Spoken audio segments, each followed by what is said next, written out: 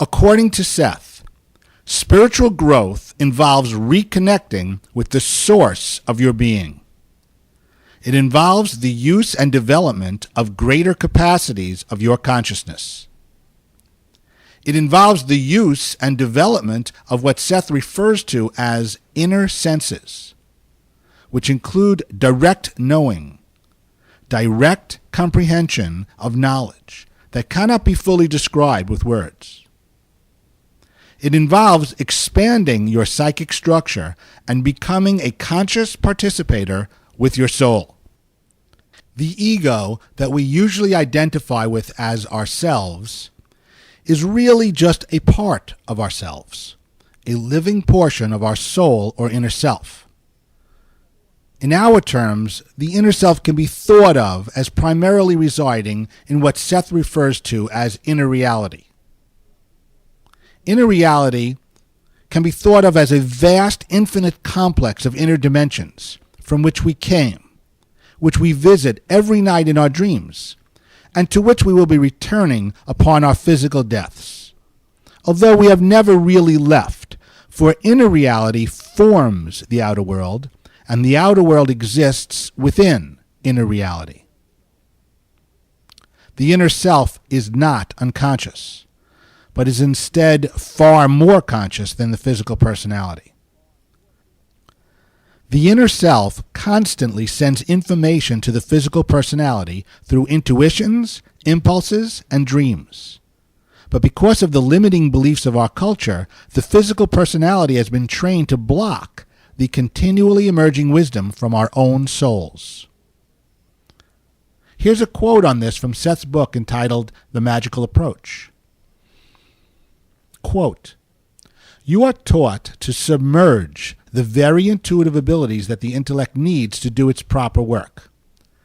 It is not that you overuse the intellect as a culture, but that you rely upon it to the exclusion of all other faculties in your approach to life.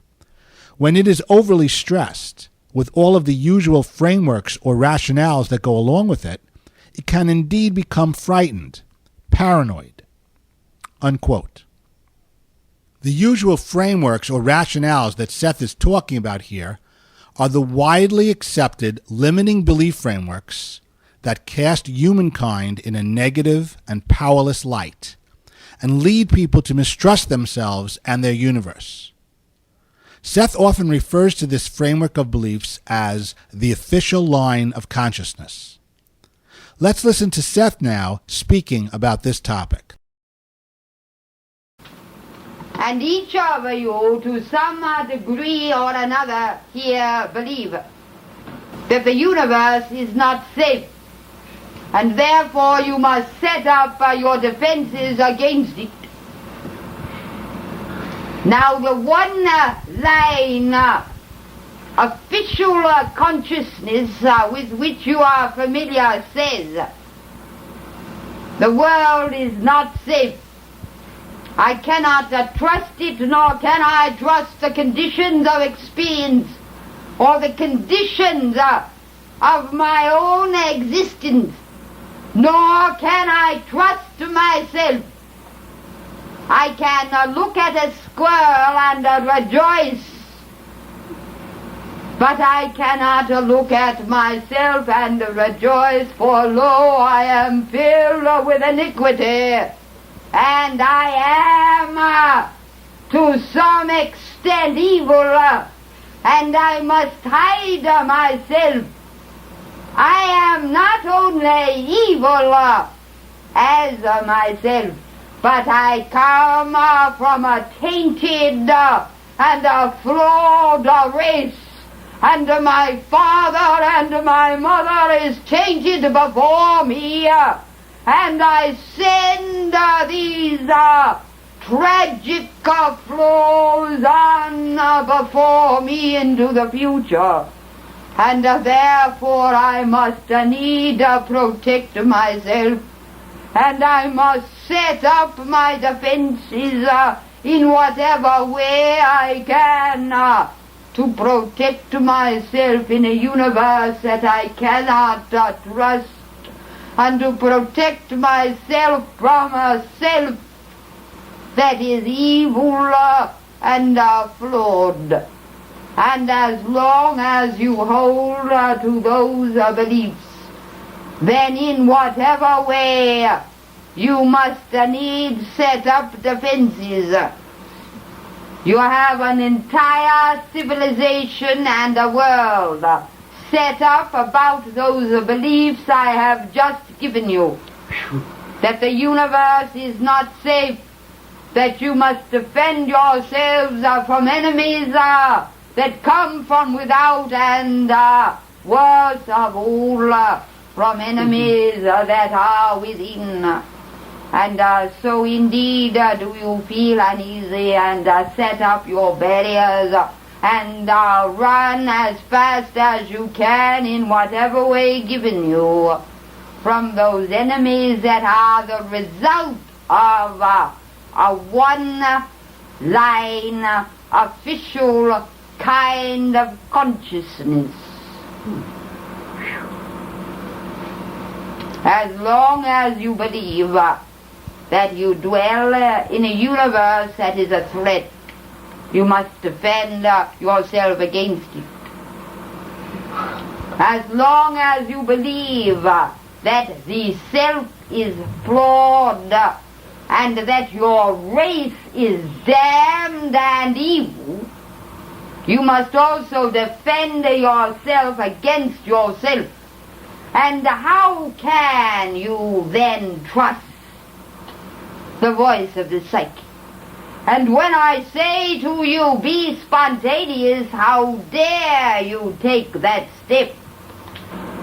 The official line of consciousness forms a world about it, and you perceive and experience that world, and it will always show you the results of the beliefs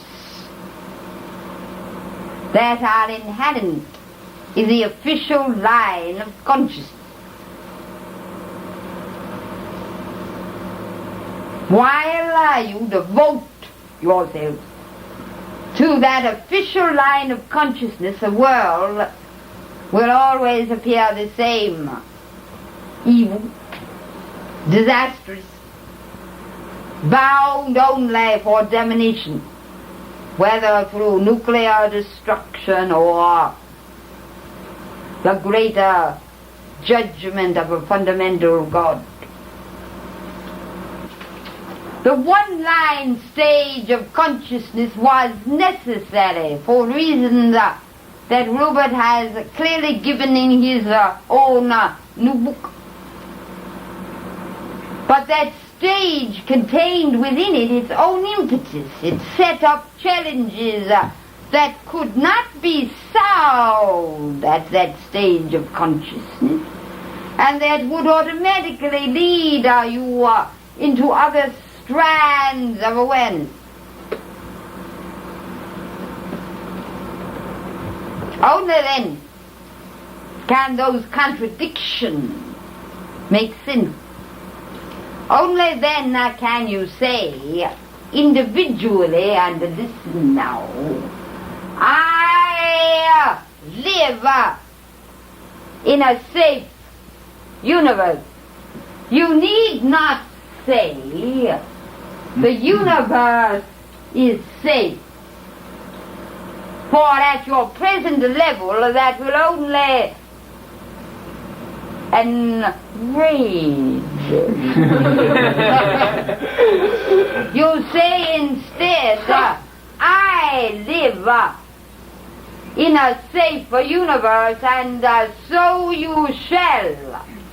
And those defenses that you set up against threats will crumble, for they will not be needed.